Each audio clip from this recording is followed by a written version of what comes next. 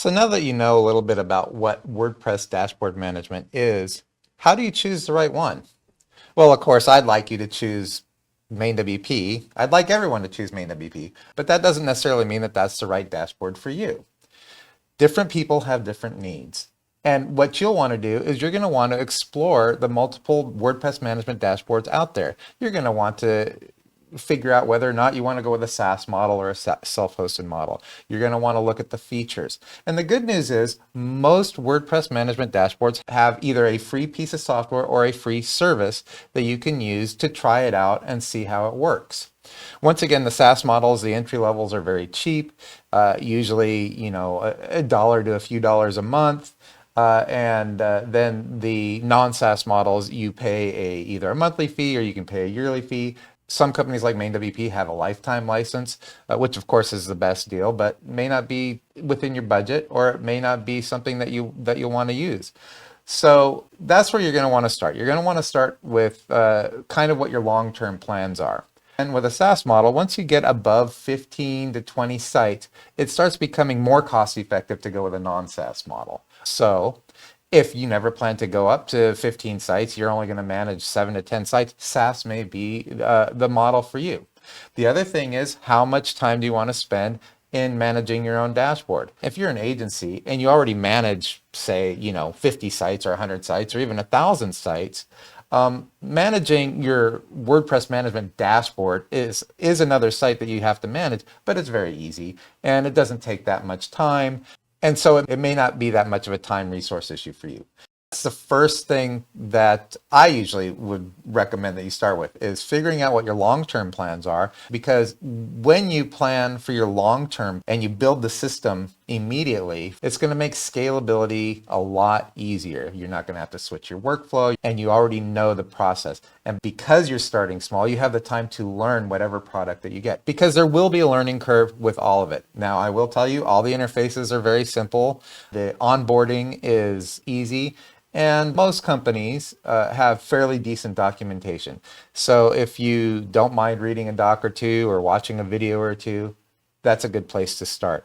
So once you've decided whether or not you want to use a SaaS model, the next thing that you might want to consider is what kind of privacy concerns you might have. With a SaaS model, you're paying a third-party service. So with a third-party service, they have control of your data. It is on their server. Now, it's not that you can't access the data, and it's not even that you can't export it or save it in the event that you ever need it. So with a WordPress management dashboard like MainWP, you have the data and everything, but you're still hosting it on a web host. And so if that host should go down or something like that, you might lose access to the data, which is, of course, why you want to maintain your own backups and keep them off-site if at all possible. So once you've decided what your security and your privacy concerns might be, the next step is to just consider what type of services that you want. With a SaaS model, you're probably going to have to pay per service. Now, in their free packages or their low-cost packages, they offer certain extensibility or certain services and functionality included, but then there may be some that are more specific to what you need that you might have to pay a little bit more for. So you're going to want to look at that and look at the budget. You're going to want to see if they have the extension that you want or the functionality that you want. You may find with one service that they have a particular backup software that you like that you can interface with that another one doesn't. Or you might find that there's some other functionality that you hadn't even thought of in a WordPress management dashboard.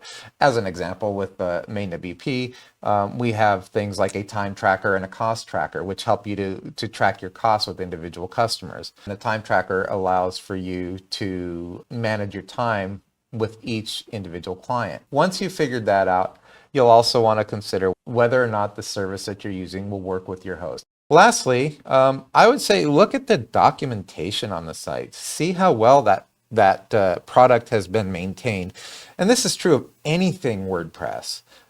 You'll see that there are some plugins out there that they look really nice right off the bat, but then you might go to their website and see that they haven't updated any documentation in a long time, or they haven't updated their plugin in a long time, and that's going to run into problems with for you down the road.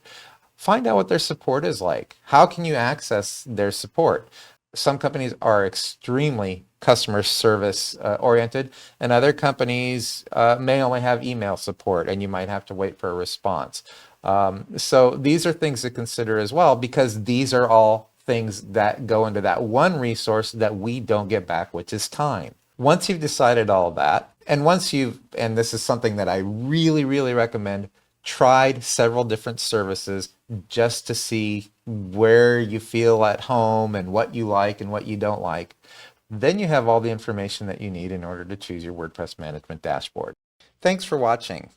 In part 3 of this video series, I'm going to be giving you a MainWP dashboard tour. Be sure to join me, and we look forward to seeing you soon. If you haven't already, we'd really appreciate it if you'd subscribe to our YouTube channel. Our YouTube channel is where we have updates on tips, tricks, and other educational videos in order to get the most out of your MainWP dashboard and the most out of WordPress.